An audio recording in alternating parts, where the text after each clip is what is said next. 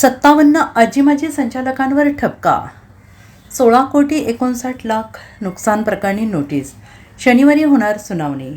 सांगली जिल्हा मध्यवर्ती सहकारी बँकेत मागील संचालक मंडळाच्या कार्यकाळात संगणक खरेदी, फर्निचर खरेदी आणि जाहिरात खर्चातील कथित अनियमिततेमुळे बँकेचे तब्बल 16,59,00,000 रुपयांचे नुकसान झाल्याचा ठपका ठेवण्यात आला आहे. या प्रकरणात सहकार कायद्यातील कलम 88 अंतर्गत सुरू असलेल्या चौकशीत आजी-माजी संचालकांसह 57 जणांना दोषी ठरवण्यात आलेलं आहे. निवृत्त न्यायाधीश M.R. म्हस्के हे या चौकशी अधिकारी असून त्यांनी सर्व संबंधितांना नोटीस बजावून 1 ऑगस्ट रोजी म्हणणे सादर करण्याचे निर्देश दिलेले आहेत.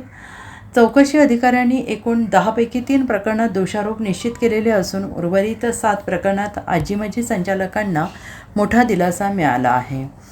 ज्या 3 प्रकरणात आरोप निश्चित करण्यात आले आहेत त्यात विकास सोसायट्यांसाठी 14,67,00,000 रुपयांची संगणक खरेदी, 1,23,00,000 रुपयांचा जाहिरात खर्च आणि विश्वकर्मा प्लायवूड करून 69,22,000 रुपयांची फर्निचर खरेदी यांचा समावेश असून यातून एकूण 16,59,00,000 रुपयांचे कथित नुकसान झाल्याचं नमूद करण्यात आलेलं आहे. बँकेतील मागील संचालक मंडळाच्या कारभाराविरोधात शेतकरी संघटनेचे सुनील फराटे यांनी सहकार विभागाकडे तक्रार दाखल केली आणि त्यानंतर या चौकशीला स्थगिती देण्यात आली होती. मात्र आमदार सदाभाऊ खोत आणि आमदार गोपीचंद पडळकर यांनी विधिमंडळात ही स्थगिती हटवून दोषींवर कारवाई करण्याची जोरदार मागणी केल्यानंतर चौकशीला पुन्हा वेग मिळाला.